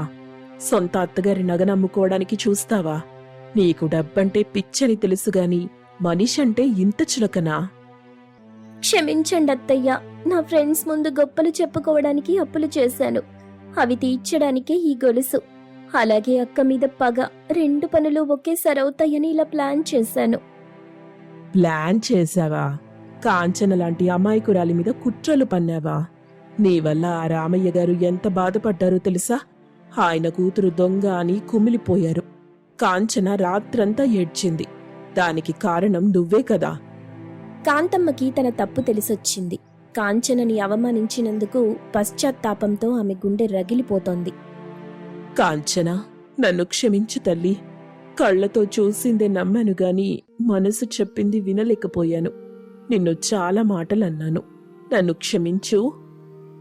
అత్తయ్యా, మీరు పెద్దవారు. మీరు క్షమాపణలు చెప్పకూడదు. నా నిజాయితీ గెలిచింది, నాకంతే చాలు. కాని భువన చేసిన పని వల్ల మన కుటుంబం పరువు పోయేది. పరువు పోయింది మనది కాదు కాంచన, ఈ భువనదే. నువ్విప్పుడే బయటికి పో భువనా. అత్తయ్యా, ఎక్కడికెళ్ళాలి? ఎక్కడికైనా వెళ్ళు. దొంగలు కుట్రలు చేసేవాళ్లు ఈ ఇంట్లో ఉండడానికి వీల్లేదు. సురేష్ వచ్చాక విషయం చెప్తాను. అప్పటిదాకా నువ్వు ఈ ఇంట్లో ఉండడానికి నీకు అర్హత లేదు. నీ పుట్టింటికే వెళ్తావో ఇంకెక్కడికైనా వెళ్తావో నీ ఇష్టం. Get out. అత్తయ్యా, ప్లీజ్, సురేష్కి తెలిస్తే విడాకులిస్తారు. నా బ్రతుకు నాశనమైపోతుందక్కా. నువ్వైనా చెప్పు. భువనా, నేను నిన్ను మార్చడానికి చాలా అవకాశాలిచ్చాను. కాని నువ్వు నా మంచితనాన్ని చేతగానితనంగా తీసుకున్నావు. ఇప్పుడు నేను చెయ్యగలిగింది ఏమీ లేదు. కాంతమ్మ భువనని బయటకి గెంటేసింది. భువన ఏడుస్తూ గేటు బయట నిలబడింది. కాంతమ్మ తలుపులు వేసింది. ఒకప్పుడు మహారాణిలా కారులో అక్కడే దిగిన భువన ఇప్పుడక్కడే రోడ్డు మీద ఒంటరిగా నిలబడింది. కాసేపటికి సురేష్, రాఘవయ్య గారు ఇంటికొస్తారు. విషయం తెలిసింది. భువన ఇంత పని చేసిందా? అమ్మా, నువ్వు చేసిందే కరెక్ట్. దాని అహంకారానికి దుర్బుద్ధికి ఇదే సరైన శాస్తి. కాంచన, మమ్మల్ని క్షమించు తల్లి. అసలైన నిజం తెలియక నిన్ను బాధ పెట్టాం. గతం గతహ మావయ్య గారు. ఇప్పటికైనా నా నిజాయితీ మీకు తెలిసింది, అంతే చాలు. అత్తగారు కాంతమ్మ ఆగ్రహానికి గురై ఇంట్లో నుండి గెంటివేయబడింది. అహంకారానికి, అబద్ధానికి దక్కిన పరాభవం అది. కాని ఓడిపోయిన వాళ్లు అంత తేలికగా తమ ఓటమిని అంగీకరించరుగా. సాయంత్రం కాంతమ్మ ఇంటికి కొంత దూరంలో భువన నిలబడి ఉంది. భువన కోపంతో తన తండ్రి భుజంగానికి ఫోన్ చేసింది. Daddy, daddy. ఏమా భువన, ఏమైంది తల్లి? ఎందుకేడుస్తున్నావు? సురేష్ ఏమైనా అన్నాడా? సురేష్ కాదు డాడీ, అత్తయ్య గారు నన్నింట్లో నుండి గెంటేశారు. నడి రోడ్డు మీద నిలబెట్టారు డాడీ. ఏంటి, నిన్ను గెంటేయడమా? కాంతమ్మ గారికి అంత ధైర్యం ఎక్కడిది? అసలేం జరిగిందో చెప్పు. ఏం చెప్పమంటారు డాడీ? ఆ ఇంట్లో నాకంటే ఆ పెద్ద కోడలు కాంచనకే విలువెక్కువ. తనేం చెప్పినా నమ్ముతారు. నేను చిన్నదాన్ని కదా, నన్ను పని మనిషిలా చూస్తున్నారు. నేను ప్రశ్నించానని ఈ ఇంట్లో ఉండటానికి వీల్లేదు, మీ పుట్టింటికి పొమ్మని గెంటేశారు డాడీ. మీ పరువు పోయింది డాడీ. కోటీశ్వరుడైన భుజంగం కూతురు రోడ్డు మీద అనాథలా నిలబడింది. భువన, నువ్వక్కడే ఉండు. నేనిప్పుడే బయలుదేరుతున్నా. ఆ రాఘవయ్య సంగతేంటో, ఆ కాంతమ్మ పొగరేంటో ఈ రోజే తేల్చేస్తాను. నా కూతురు కంట కన్నీరు పెట్టిస్తారా? వాళ్ళంతా చూస్తాను. భువన ఫోన్ పెట్టేసింది. కన్నీళ్లు తుడుచుకుంది. తండ్రికి నిజం చెప్పలేదు. తన దొంగతనం గురించి దాచిపెట్టి కేవలం అవమానాన్ని మాత్రమే హైలైట్ చేసింది. ఇప్పుడు భుజంగం గారు వస్తున్నారు. యుద్ధం మొదలు కాబోతుంది. రాత్రి సమయం. రాఘవయ్య గారి ఇల్లు. ఇంట్లో అందరూ మౌనంగా కూర్చున్నారు. భువన వెళ్లిపోయిన సంఘటన అందరినీ కలచివేసింది. సురేష్ తలపట్టుకుని కూర్చున్నాడు. కాంచన వంటగదిలో పనిచేసుకుంటూ అప్పుడప్పుడు హాల్ వైపు ఆందోళనగా చూస్తుంది. హఠాత్తుగా ఇంటి ముందు పెద్ద కారొచ్చాగింది. భుజంగం గారు ఆవేశంగా లోపలికొచ్చారు. ఆయన వెనుక భువన తలదించుకొని వస్తుంది. రాఘవయ్య, రాఘవయ్య.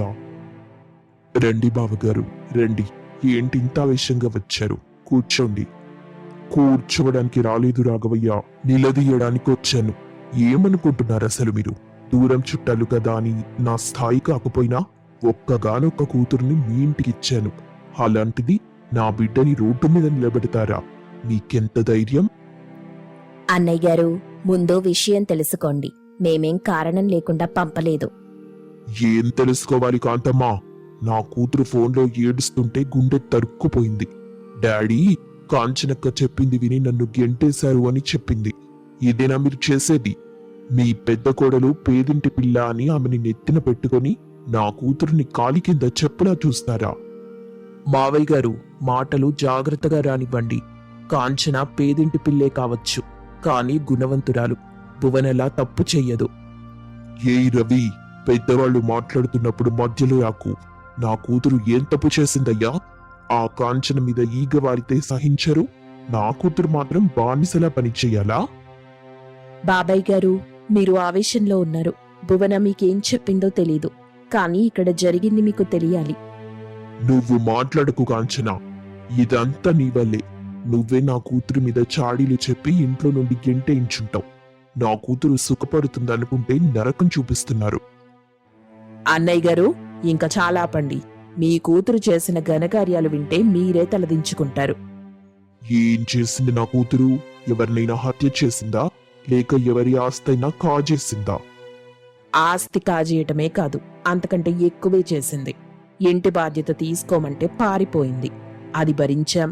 కాని నా అత్తగారి బంగారు గొలుసు ఒకసారి తాకట్టు పెట్టింది. సర్లే అని మందలించాం. కాని ఇప్పుడు ఏకంగా దొంగిలించింది. ఆ దొంగతనం కాంచనపై నెట్టాలని చూసింది. భుజంగం గారు షాక్తో బిగుసుకుపోయారు.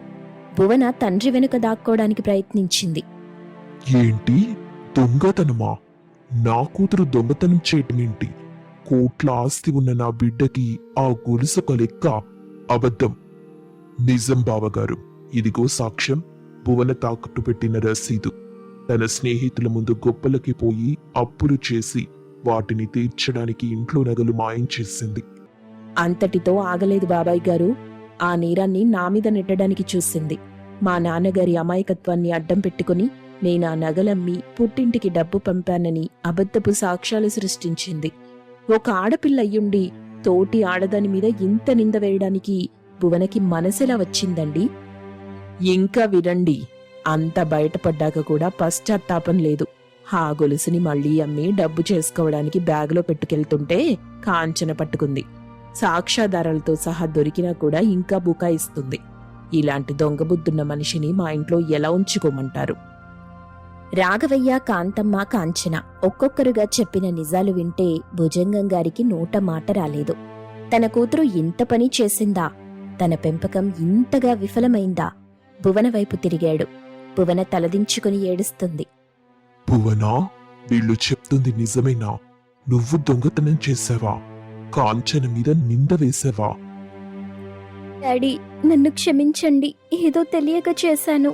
ఆ అప్పుల వాళ్ళ ఇంటికొస్తామని భయపెట్టారు, అందుకే. ఛీ, ఎంత పని చేసావు భువనా! నా పొరువు బజారున పడేశావు. డబ్బు తక్కువైతే నన్ను అడగాలి కాని అత్తారింటి నగలు దొంగిలిస్తావా? అది కూడా తోడి కొడలి మీద నింద వేస్తావా? నిన్నిలాగేనా పెంచింది? మావయ్య గారు, కోపగించుకోకండి. జరిగిందేదో జరిగింది. కాని భువన ప్రవర్తన వల్ల మా అమ్మకి, కాంచన వదినకి చాలా బాధ కలిగింది. అందుకే అమ్మ కోపంతో వెళ్ళిపోమ్మంది. రాఘవయ్య గారు, కాంతమ్మ గారు, నన్ను క్షమించండి. నా కూతురు తప్పు చేసింది. అహంకారంతో కళ్ళు మూసుకుపోయి ప్రవర్తించింది. కాని తనింకా చిన్నపిల్ల, బుద్ధి లేక చేసింది. దయచేసి పెద్ద మనసుతో క్షమించండి. బావగారు, మీరంటే మాకు గౌరవం. కానీ ఇలాంటి మనిషిని ఇంట్లో పెట్టుకుంటే రేపు ఇంకేం చేస్తుందోనని భయం. నేను మాటిస్తున్నాను రాఘవయ్య గారు, ఇంకెప్పుడు ఇలాంటి తప్పు జరగదు. నా పరువు కోసం, మన బంధుత్వం కోసం ఈ ఒక్కసారికి భువనని క్షమించి ఇంట్లోకి రానివ్వండి. లేకపోతే నా కూతురు బ్రతుకు రోడ్డు పాలవుతుంది. సురేష్, నువ్వైనా చెప్పు బాబు. ఒక కోటీశ్వరుడు, అహంకారి అయిన భుజంగం గారు అలా చేతులు జోడించి బ్రతిమాలుతుంటే రాఘవయ్య గారికి, కాంతమ్మకి జాలేసింది. ఎంతైనా మన కోడలే కదా అని మనసు కరిగింది. సరేలే అన్నయ్య గారు, మీరింతగా అడుగుతున్నారు కాబట్టి మీ మీద గౌరవంతో భువనని మళ్ళీ ఇంట్లోకి రానిస్తున్నాం. కాని ఒక్క మాట, ఇంకోసారి కాంచన జోలికొచ్చినా, ఇంట్లో ఏ చిన్న తప్పు జరిగినా ఈసారి నేను ఊరుకోను. తప్పకుండా కాంతమ్మ. భువన, అత్తయ్య కళ్ళకి దండం పెట్టు. కాంచనకని క్షమాపణ అడుగు. భువన అయిష్టంగానే కాంతమ్మ కాళ్ళకి దండం పెట్టింది. కాంచన దగ్గరికొచ్చి, సారీ అక్కా. పర్లేదులే భువన, నీ తప్పు నువ్వు తెలుసుకున్నావు కదా, అది చాలు. ఇకపై తోటి కోడళ్ళలా కాదు, అక్క చెల్లెలలా ఉందాం. అందరూ సంతోషించారు. సమస్య సద్దుమణిగిందనుకున్నారు. కాని భుజంగం గారి మనసులో మాత్రం ఒక ముళ్ళు గుచ్చుకుంటూనే ఉంది. నా కూతురు, భుజంగం కూతురు, ఒక సామాన్య మధ్యతరగతి కోడలు కాంచనని క్షమాపణ అడగడమా? కాంచన దయతలిస్తే నా కూతురు ఇంట్లో ఉండాలా? ఈ అవమానం నా అహంకారాన్ని దహించేస్తుంది అని మనసులో అనుకున్నారు. భుజంగం గారు వెళ్లిపోతూ భువనతో కాసేపు రహస్యంగా మాట్లాడారు. భువన, ఏడవకు తల్లి. ఈరోజు తలవంచక తప్పలేదు. ఎందుకంటే సాక్ష్యాలు వాళ్ల వైపు ఉన్నాయి. కానీ ఈ అవమానాన్ని నేను మర్చిపోలేను. డాడీ, ఆ కాంచన నన్ను అందరి ముందు దోషిని చేసింది. అత్తయ్య ఇంట్లో నుండి గెంటేసింది. సురేష్ కూడా నాకు సపోర్ట్ చేయలేదు. ఇంత జరిగాక నేను ఈ ఇంట్లో ఎలా ఉండాలి డాడీ? ఉండాలి భువన, ఈ ఇంట్లోనే ఉండాలి. కానీ పాత భువనలా కాదు. పాము పడగ విప్పినట్టు కాదు, కాటు వేయడానికి సిద్ధంగా ఉన్నట్టు ఉండాలి. ఆ కాంచనని ఆకాశానికి ఎత్తారు కదా, అక్కడి నుండి కిందకి తోసెయ్యాలి. అంటే కాంచన బలం ఆమె మంచితనం, ఆమె నిజాయితీ. ఈ రోజు ఆమె గెలిచింది ఆ నిజాయితీ వల్లే కదా. రేపు మనం దెబ్బ కొట్టాల్సింది కూడా అక్కడే.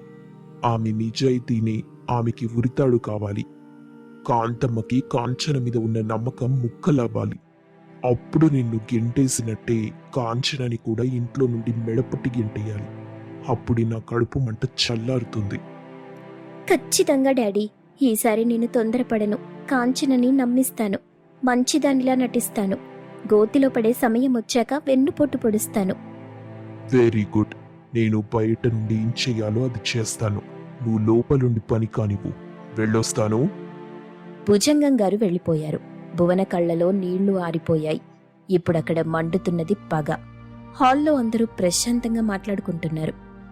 కాంచన భువనకి గ్లాస్తో పాలు తెచ్చిచ్చింది. భువన, అలసిపోయావు కదా, ఈ పాలు తాగు. థ్యాంక్స్ అక్కా, నువ్వు దేవతవి. నన్ను క్షమించి మళ్ళీ ఇంట్లోకి రానిచ్చావు. నీ రుణం ఎప్పటికీ తీర్చుకోలేను. భువన పాలు తాగుతూ గ్లాస్ చాటున కాంచన వైపు క్రూరంగా చూస్తుంది. కాంచన తనలో తాను, భువనలో మార్పు నిజమేనా, లేక ఇది తుఫాను ముందు ప్రశాంతత? ఏది ఏమైనా నేను జాగ్రత్తగా ఉండాలి. తన తండ్రి భూషణం గారి జోక్యంతో క్షమాపణ చెప్పి ఇంట్లో కడుగుపెట్టింది భువన. పైగా క్షమాపణ చెప్పినా ఆమె హృదయంలో పగ అనే అగ్నిపర్వతం బద్దలవడానికి సిద్ధంగా ఉంది. భూషణం గారు వేసిన ప్లాన్ ప్రకారం నేరుగా యుద్ధం చేస్తే కాంచన గెలుస్తుంది. కాని వెన్నుపోటు పొడిస్తేనే భువన గెలుస్తుంది. అందుకే భువన ఇప్పుడు ఒక ఊసరవెల్లిలా రంగులు మార్చింది. భువన చాలా నెమ్మదిగా తన రూంలోకెళ్లి తన తండ్రికి ఫోన్ చేస్తుంది. హలో డాడీ, ఇంట్లో అంత ప్రశాంతంగా ఉంది. మీ ప్లాన్ అద్భుతంగా పనిచేస్తుంది. నిన్న రాత్రి నేను కాంచన అక్కకి కాళ్ళు కూడా నొక్కాను. పాపం ఆ మనిషి నేను మారిపోయాననుకుని కన్నీళ్లు పెట్టుకుంది. పర్లేదు భువన, నువ్వు నా చెల్లివి అంటూ ఓదార్చింది. ఆమె అమాయకత్వమే నాకు ఆయుధం డాడీ. చాలా మంచిది భువన. ఆ నమ్మకాన్ని అలాగే ఉంచుకో. కానీ గుర్తుపెట్టుకో, మనం చేయాల్సింది తొందరపాటు పని కాదు. కాంచన్ మీద ఉన్న గౌరవాన్ని, నమ్మకాన్ని దెబ్బతీయాలి. అది ఒక్క రోజులో జరగదు. ఈరోజు ఏం చేయబోతున్నావు? ఈరోజు సురేష్కి ఒక ముఖ్యమైన క్లయింట్ మీటింగ్ ఉంది డాడీ. అలాగే అత్తయ్య గారికి షుగర్ టెస్ట్ రిపోర్ట్స్ రావాలి. ఈ 2 విషయాల్ని వాడుకొని కాంచన అక్కని ఎలా ఇరికించాలో నేను స్కెచ్ వేశాను. జాగ్రత్త తల్లి, ఎక్కడా దొరికిపోకూడదు. నువ్వెంత మంచిగా నటిస్తే కాంచన అంత చెడ్డగా కనిపిస్తుంది. All the best. Bhuvana phone పెట్టేసింది. మధ్యాహ్నం హాల్లో సురేష్ చాలా టెన్షన్గా ఫైల్స్ వెతుకుతుంటాడు. వదినా, కాంచనా వదినా, నా బ్లూ కలర్ ఫైల్ ఎక్కడా? నిన్న రాత్రి టేబుల్ మీదే పెట్టాను. అందులో చాలా ఇంపార్టెంట్ డాక్యుమెంట్స్ ఉన్నాయి. ఇప్పుడు కనిపించట్లేదు. కాంచన వంటింట్లో నుండి హడావిడిగా వచ్చింది. సురేష్, నేను ఉదయం ఇల్లు తుడిచేటప్పుడు ఆ ఫైల్ని టేబుల్ మీదే సర్ది పెట్టాను. అక్కడే ఉండాలి చూడు. లేదు దినా, అంతా వెతికాను, ఎక్కడా లేదు. ఆ ఫైల్ లేకపోతే ఈరోజు నా మీటింగ్ క్యాన్సిల్ అవుతుంది. లక్షల నష్టం వస్తుంది. కొంచెం జాగ్రత్తగా చూడొచ్చు కదా వదినా. అందరూ ఫైల్ కోసం వెతుకుతున్నారు. కాంచన కూడా కంగారుగా వెతుకుతుంది. అప్పుడు భువన వంటింట్లో నుండి ఆ బ్లూ ఫైల్ పట్టుకుని వచ్చింది. సురేష్, నువ్వు వెతుకుతున్న ఫైల్ ఇదేనా? హా, ఇదే భువనా. నీకెక్కడ దొరికింది? ఇది వంటింట్లో ఉంది సురేష్. బహుశా అక్క ఉదయం వంట చేసే హడావిడిలో చేతిలో ఉన్న ఫైల్ని అక్కడ పెట్టేసి మర్చిపోయి ఉంటుందేమో. వంటింట్లోనా? నేనక్కడికెందుకు తీసుకెళ్తాను భువనా? నేనసలు ఆ ఫైల్ని ముట్టుకోలేదు. టేబుల్ మీద సర్దానంతే. అయ్యో అక్క, నువ్వు అబద్ధం చెప్తున్నావనట్లేదు. పని ఒత్తిడిలో ఎవరికైనా మతిమరుపు రావటం సహజం. ఈ మధ్య నువ్వు చాలా అలసిపోతున్నావు కదా, అందుకే తెలియకుండానే అక్కడ పెట్టుంటావు. వదినా, మతిమరుపుంటే పర్లేదు గాని ఇలా ఇంపార్టెంట్ పేపర్స్ ని వంటింట్లో పడేస్తే ఎలా చెప్పు? భువన చూడకపోతే ఈ రోజు నా ఉద్యోగం పోయేది. కొంచెం బాధ్యతగా ఉండండి. సురేష్ మాటలు కాంచన్న గుండెల్లో గుచ్చుకున్నాయి. తను చెయ్యని తప్పుకి నిందపడటం ఒక ఎత్తైతే, మరిది తనని బాధ్యతగా ఉండండి అనటం మరొకెత్తు. కాంచనకు అర్థం కాలేదు. తను నిజంగానే అక్కడ పెట్టి మర్చిపోయిందా, లేక తనకేమైనా మతిమరుపొస్తుందా? భువన మాత్రం సురేష్కి ఫైల్ ఇచ్చి జాగ్రత్త సురేష్ అని చెప్పి కాంచన వైపు జాలిగా చూసినట్టు నటించింది. సాయంత్రం 5 గంటలు. కాంతమ్మగారు సోఫాలో నీరసంగా కూర్చున్నారు. కాంచన ఆమెకి కాఫీ తీసుకొచ్చింది. అత్తయ్య, కాఫీ తీసుకోండి, తలనొప్పి తగ్గుతుంది. అప్పుడే భువన అక్కడికొచ్చింది. కాఫీ బాగుందమ్మా కాంచన, షుగర్ బాగా కలిపావు. అదేంటత్తయ్యా, కాంచనక్క మీకు చెప్పలేదా? మీ రిపోర్ట్స్ వచ్చాయి కదా. నేను డాక్టర్ గారితో మాట్లాడాను. నీ షుగర్ లెవెల్స్ మరీ హై అయిపోయాయంట. వెంటనే షుగర్ ఐటమ్స్ తినటం ఆపేమన్నారు, లేకపోతే కళ్ళు తిరిగి పడిపోతారంట. షుగర్ పెరిగిపోయిందా? కాంచనా, రిపోర్ట్స్ నువ్వే కదా తీసుకున్నావు, మరి నాకెందుకు చెప్పలేదు? అత్తయ్యా, నేను పనిలో ఉండటం వల్ల రిపోర్ట్స్ చూడలేదు. నీకీ మధ్య ఏమైంది కాంచనా? సురేష్ ఫైల్ కిచెన్లో పెట్టావు. నా ఆరోగ్యం గురించి అశ్రద్ధ చేస్తున్నావు. నీకింటి మీద ధ్యాస తగ్గిపోయిందిలే. లేదత్తయ్యా, నేనెప్పుడు మీ ఆరోగ్యం గురించి ఆలోచిస్తాను. ఆ రిపోర్ట్స్... నాకు సమాధానం చెప్పకు కాంచనా. ఇలా ఎక్కువ షుగర్ తింటే నా ఆరోగ్యం ఏం కావాలి? కాంచన ఏడుస్తూ వంటింట్లోకి వెళ్ళిపోయింది. భువన సృష్టించిన భయం కాంచన మీద నమ్మకాన్ని పోగొట్టింది. అలా కాంతమ్మ మనసులో కాంచన స్థానాన్ని భువన మెల్లగా ఆక్రమిస్తుంది. రాత్రి భోజనాల సమయం. కాంచనా, వడ్డించు. రవి కాస్త తిన్నాక, ఏంటి కాంచనా, కర్రీ ఇంత ఉప్పుగా ఉంది? ఇంత ఉప్పుగా కర్రీ తింటే ఎలా కాంచనా చెప్పు? నేను రోజులాగే ఉప్పు వేశానే. ఈ మధ్య కాంచనకి మతిమరుపు ఎక్కువైందిలేండి. నా రిపోర్ట్స్ ని చూడ్డం కూడా మర్చిపోయింది. అవునమ్మా, నా ఫైల్స్ ని కూడా వంట రూంలో మర్చిపోయింది. అక్క కావాలన్నలా చేసుండదులేండి. ఈ ఉప్పతనం తగ్గాలంటే కూరలో నిమ్మకాయ పిండితే చాలు. అలా కాంచనని అందరిలో నెగిటివ్ చేస్తూ తను అందరి దగ్గర మంచి పేరు తెచ్చుకుంది భువన. మరుసటి రోజు ఉదయం కాంచన పెరట్లో కూర్చుని ఏడుస్తోంది. భువన అక్కడికొచ్చింది. అక్కా, ఎందుకు ఏడుస్తున్నావు? అత్తయ్యగారేదో కోపంలో అన్నారు, పట్టించుకోకు. కోపం కాదు భువన, అవి నిందలు. నేను చెయ్యని తప్పులకి శిక్ష అనుభవిస్తున్నాను. ఫైల్ నేనక్కడ పెట్టలేదు. అత్తయ్య రిపోర్ట్స్ నేను ఇంట్లో పని వల్ల చూడలేకపోయాను. కూరలో కూడా ఉప్పు రోజులాగే వేశాను. కాని అందరూ నన్నెందుకు తప్పుపడుతున్నారు? నాకేం అర్థం కావట్లేదు. చచ్చా, అలా అనుకోకక్కా. అవేదో అనుకోకుండా జరుగుంటాయి. లేకపోతే నువ్వంత జాగ్రత్తగా ఉండేదానివి ఇలా ఎందుకు జరుగుతుంది చెప్పు? నువ్వు దిగులు పడకు, నేనున్నానుగా. ఈ రోజు నుండి ఇంటి పనుల్లో నేను కూడా సగం చేస్తాను. నీకు రెస్ట్ దొరుకుతుంది. థ్యాంక్ యూ భువన. ఈ ఇంట్లో ఇప్పుడు నన్ను అర్థం చేసుకుంటుంది నువ్వు ఒక్కదానివే. నేను నిన్ను చాలా అపార్థం చేసుకున్నాను. నువ్వు నిజంగా మారిపోయావు. కాంచన అమాయకత్వం చూసి భువన లోలోపల నవ్వుకుంది. కాంచనని పూర్తిగా మానసికంగా దెబ్బతీసి తనపై తానే నమ్మకం కోల్పోయేలా చెయ్యాలన్న భువన ప్లాన్ సక్సెస్ అయింది. కొన్ని రోజుల తరువాత ఉదయం టిఫిన్ సమయం. అందరూ కూర్చొని ఉండగా భువన వంటింట్లో నుండి వాంతులు చేసుకుంటూ బయటకు పరిగెత్తింది. అందరూ కంగారుగా లేచారు. కాంతమ్మ, సురేష్, కాంచన పరిగెత్తుకుంటూ వెళ్లారు. భువన నీరసంగా నిలబడింది. ఏమైంది భువనా? ఏంటి వాంతులేంటి? ఒంట్లో బాగోలేదా? తెలీదత్తయ్యా, ఉదయం నుండి కళ్ళు తిరుగుతున్నాయి. పుల్లగా ఏదైనా తినాలనిపిస్తుంది. కాంతమ్మ మొహంలో ఒక్కసారిగా 1000 వోల్టుల వెలుగొచ్చింది. ఆమెకి విషయం అర్థమైంది. సురేషు, కార్తీ, ఇప్పుడే హాస్పిటల్కి వెళ్దాం.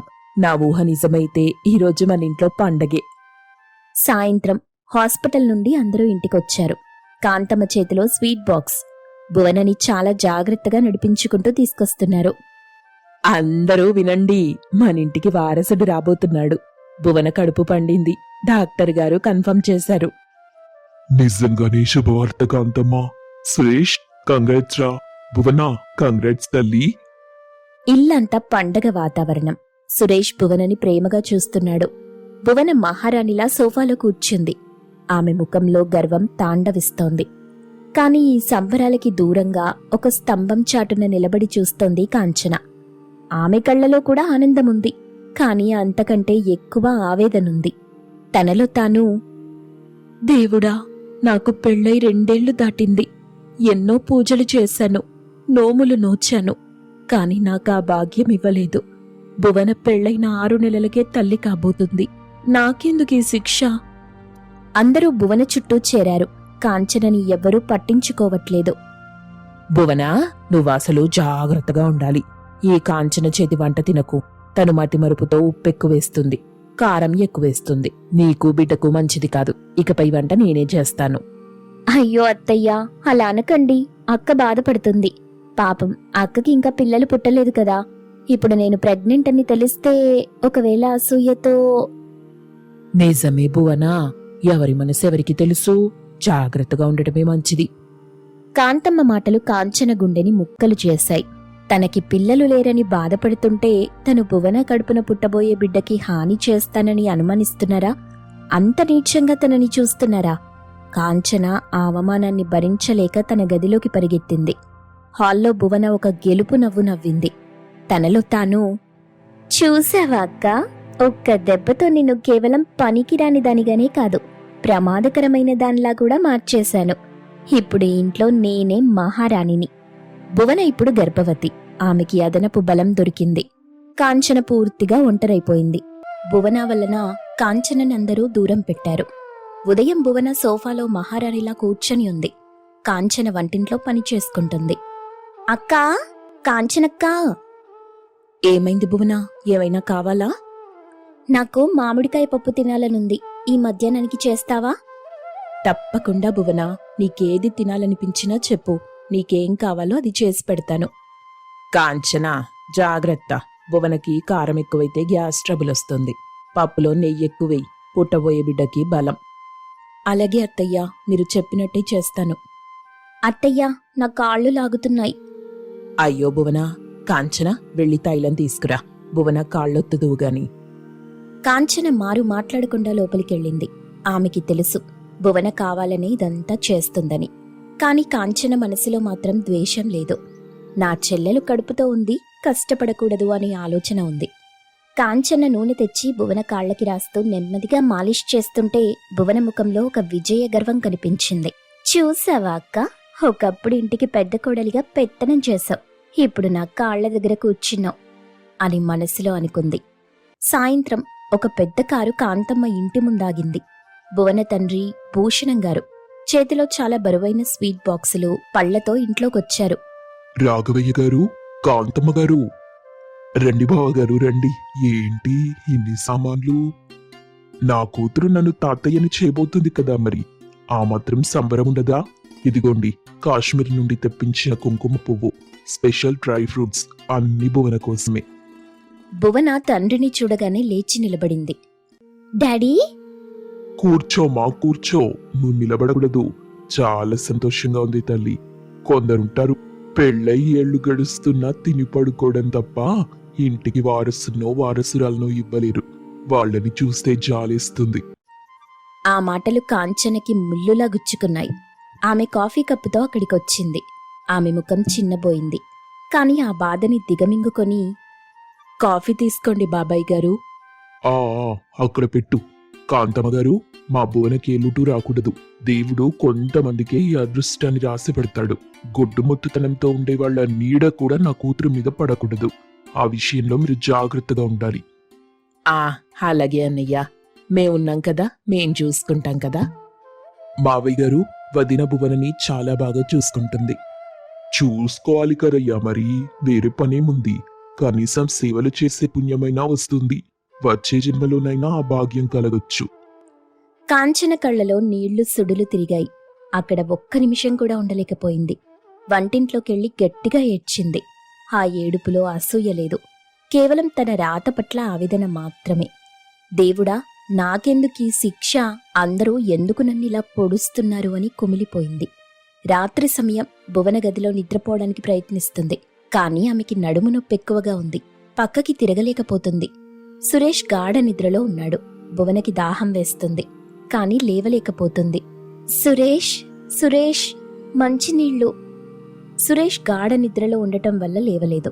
భువన కష్టపడి లేవబోయి నొప్పి భరించలేక గట్టిగా అమ్మా అంటూ అరిచింది. ఆ పిలుపు పక్క గదిలో మెలకువగా ఉన్న కాంచనకి వినిపించింది. కాంచన వెంటనే పరిగెత్తుకుంటూ వచ్చింది. భువనా, ఏమైంది? నొప్పిగా ఉందా? అవునక్కా, నడుం చాలా నొప్పిగా ఉంది. దాహం వేస్తుంది. కంగారు పడకు, నేనున్నాను గదా. కాంచన వెంటనే గోరువెచ్చని నీళ్లు తెచ్చి భువనకి తాగించింది. తర్వాత నెమ్మదిగా భువనని పడుకోబెట్టి చాలాసేపు మసాజ్ చేసింది. కాంచన స్పర్శలో ఒక తల్లి ప్రేముంది. భువనకి ఆ స్పర్శ హాయిగా అనిపించింది. కాసేపటికి నొప్పి తగ్గుముఖం పట్టింది. అక్కా, ఇంత రాత్రి వేళ నిన్నిబ్బంది పెట్టాను కదా. పిచ్చిదానా, ఇబ్బందేముంది? నువ్వు నీ కడుపులో ఉన్న బిడ్డ క్షేమంగా ఉంటే అంతే చాలు.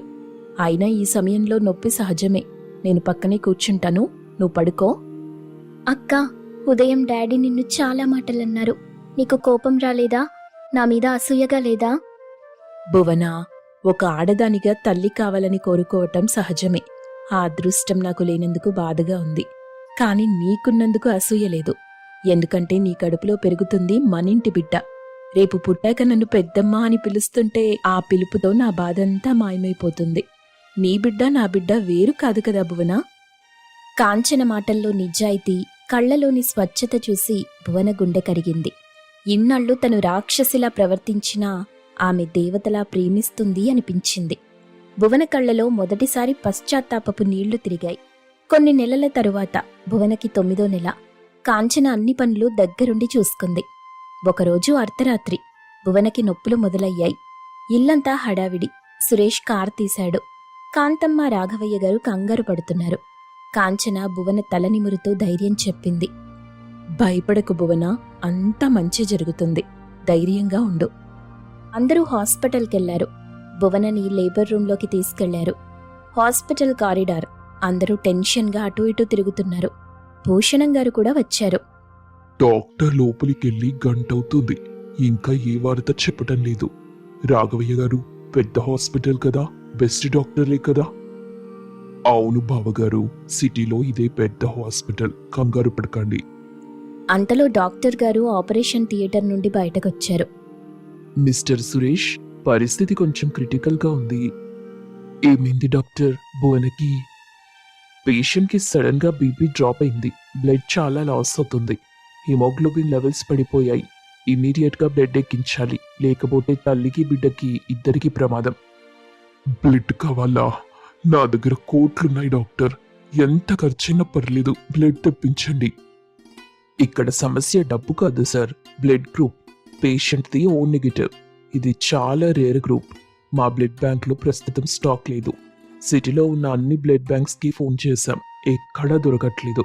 అర్జెంటుగా డోనర్ కావాలి. మీ ఫ్యామిలీలో ఎవరిదైనా ఓ నెగిటివ్ ఉందా? అందరూ ఒకరి ముఖాలొకరు చూసుకున్నారు. నా భార్యది ఓ నెగిటివ్, కానీ ఆమె ఊళ్ళో ఉంది. వచ్చేసరికి చాలా టైం పడుతుంది. అయ్యో దేవుడా, ఇప్పుడెలా? ఎవరైనా పుణ్యాత్ములు దొరకరా? టైం చాలా తక్కువ ఉంది. ఇంకో అరగంటలో బ్లడ్ దొరక్కపోతే మేమేం చేయలేం. Please try to understand. Bhushanam గారు కుప్పకూలిపోయారు. డబ్బు, హోదా, అహంకారం ఏవి ఇప్పుడు ఆయన కూతుర్ని కాపాడలేకపోతున్నాయి. సురేష్ పిచ్చివాడిలా ఫోన్లో ఫ్రెండ్స్కి కాల్ చేస్తున్నాడు. కాంతమ్మ గారు దేవుణ్ణి మొక్కుతున్నారు. కాంచన ఒక పక్కన నిలబడి ఇదంతా చూస్తుంది. ఆమెకి తన బ్లడ్ గ్రూప్ ఏంటో తెలీదు. ఆమె ఎప్పుడూ హాస్పిటల్కి వెళ్లి చెకప్ చేయించుకోలేదు. డాక్టర్ గారు, అందరూ కాంచన వైపు చూశారు. నా బ్లడ్ గ్రూప్ ఏంటో నాకు తెలీదు, కానీ ఒకసారి చెక్ చెయ్యండి. ఒకవేళ మ్యాచ్ అయితే నేనిస్తాను. ఇప్పుడు చెక్ చేసి అది మ్యాచ్ అయ్యేసరికి టైం సరిపోతుందా? అయినా నీ రక్తం నా కూతురు స్థాయికి సరిపోతుందా? మావయ్య గారు, ప్రాణం పోతుంటే ఇంకా స్థాయి అంతస్తు ఏంటి? డాక్టర్ ప్లీజ్ చెక్ చేయండి. నర్స్, వెంటనే ఈమె బ్లడ్ శాంపిల్ తీసి టెస్ట్ చేయండి, క్విక్. కాంచనని లోపలికి తీసుకెళ్లారు. బయట ప్రతి క్షణం ఒక యుగంలా గడుస్తుంది. భూషణం గారు దేవుడా, నా బిడ్డని కాపాడు. 10 నిమిషాల తరువాత నర్స్ పరుగున వచ్చింది. డాక్టర్ గారు, మ్యాచ్ అయింది. ఈమె బ్లడ్ గ్రూప్ O నెగిటివ్. ఆ మాట వినగానే అందరి ప్రాణం లేచొచ్చింది. భూషణం గారు నమ్మలేనట్టుగా చూశారు.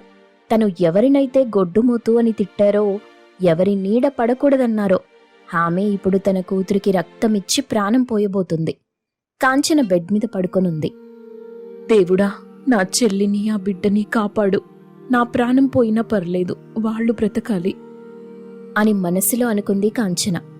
తన రక్తం భువనకెక్కించారు. ఆపరేషన్ జరిగింది. గంట తరువాత క్యార్ క్యార్మని చిన్న పాప ఏడుపు వినిపించింది. కంగ్రాట్స్, పండంటి ఆడబిడ్డ పుట్టింది. తల్లి బిడ్డ ఇద్దరూ క్షేమం. గండం గడిచింది.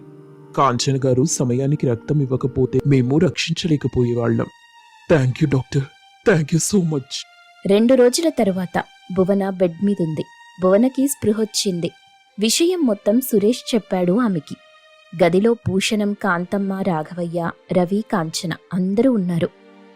అక్కా, ఏడవకు భువన, ఆపరేషన్ అయింది కదా, కుట్లు నొప్పి పుడతాయి. పాప చూడు ఎంత అందంగా ఉందో, అచ్చం నీలాగే ఉంది. లేదక్కా, అది నా పోలిక కాదు, నీ పోలికే. ఎందుకంటే దానికి ప్రాణం పోసిందే నువ్వు. నీ రక్తం కూడా పంచుకొని పుట్టిందక్కా. నన్ను క్షమించక్కా. ఊరుకో బోనా. వద్దక్కా, నన్ను చెప్పనివ్వు. ఇన్నాళ్ళు నా కళ్ళకి గర్వం అనే పొర కమ్ముకుంది. నిన్ను పని మనిషిలా చూశాను. కానీ ఆఖరికి నా ప్రాణం, నా బిడ్డ ప్రాణం నిలబడింది నీ వల్లే. సొంత అక్క కూడా ఇంతలా చెయ్యదేమో అక్క. నేను నీకు ఎన్ని జన్మలెత్తినా రుణపడి ఉంటాను. కాంచన కూడా కన్నీళ్లు పెట్టుకుంది. రక్త సంబంధం అంటే పుట్టుకతోనే రావక్కర్లేదు బోనా. ఇలా రక్తం పంచుకున్న వస్తుంది. మనం తోటి కోడళ్ళం కాదు, అక్క చెల్లెళ్ళం. అప్పుడు భూషణం గారు నెమ్మదిగా ముందుకొచ్చారు. ఆ హుందా, ఆ దర్పం, ఆ అహంకారం ఇప్పుడు లేవు. ఒక తండ్రి కృతజ్ఞత మాత్రమే ఉంది. అమ్మా కాంచన, ఈ పాపాత్ముని క్షమించు తల్లి. నా కూతురు మీద ఉన్న పిచ్చి ప్రేమతో నీ గొప్పతనాన్ని గుర్తించలేకపోయాను. నిన్ను మాటలతో హింసించాను. నీ నీడ పడకూడదన్నాను. కానీ నువ్వే నా కూతుర్ని కాపాడావు. నువ్వు దేవతవమ్మా. నేను ఓడిపోయాను తల్లి. నీ మంచితనం ముందు నా ఆస్తి, నా అహంకారం అన్నీ ఓడిపోయాయి. అయ్యో బాబాయ్ గారు, మీరు పెద్దవారు, అలా క్షమాపణ అడక్కండి. భువన క్షేమంగా ఉంది, అది చాలు నాకు. నిజమే అన్నయ్య గారు, కాంచన మా ఇంటికొచ్చిన అదృష్టం. ఇన్నాళ్ళు మేం కూడా ఏదో ఒక రకంగా తనని బాధ పెట్టాం. కానీ ఏ రోజు తను మా మీద కోపగించుకోలేదు. కాంచన నా భార్యని చెప్పుకోవడానికి గర్వంగా ఉంది నాన్న. వదినా, బిడ్డకి నువ్వే పేరు పెట్టాలి. అంతలో ఉన్నట్టుండి తల పట్టుకుంది కాంచన. అమ్మా. ఏమైంది కాంచన? ఏమో అత్తయ్యా, కళ్ళు తిరుగుతున్నాయి, వాంతొస్తున్నట్టుంది. కాంచన వాష్రూమ్ వైపు పరిగెత్తింది. వాంతులు చేసుకుంది. అందరూ కంగారు పడ్డారు. డాక్టర్ని పిలిచారు. భువన కోసం వచ్చిన లేడీ డాక్టర్ కాంచనని పరీక్షించారు. అందరూ ఉత్కంఠగా చూస్తున్నారు. బహుశా రక్తం ఇవ్వటం వల్ల నీరసం వచ్చిందేమో అనుకున్నారు. కంగ్రాచ్యులేషన్స్, ఈ ఇంటికి ఇంకో బిడ్డ రాబోతుంది. కాంచన గారు ప్రెగ్నెంట్. ఆ మాట వినగానే ఆ గదిలో నిశ్శబ్దం. తర్వాత సంతోషాల సునామీ. కాంతమ్మ గారు ఆనందంతో ఏడ్చేశారు. ఎన్నాళ్ళు నీ కడుపు పండలేదని బాధపడ్డావు. ఆ దేవుడు నిన్ను పరీక్షించాడు, కాని ఇప్పుడు కరుణించాడు. నువ్వు చేసిన త్యాగానికి, నీ మంచితనానికి దేవుడిచ్చిన వరం తల్లి ఇది.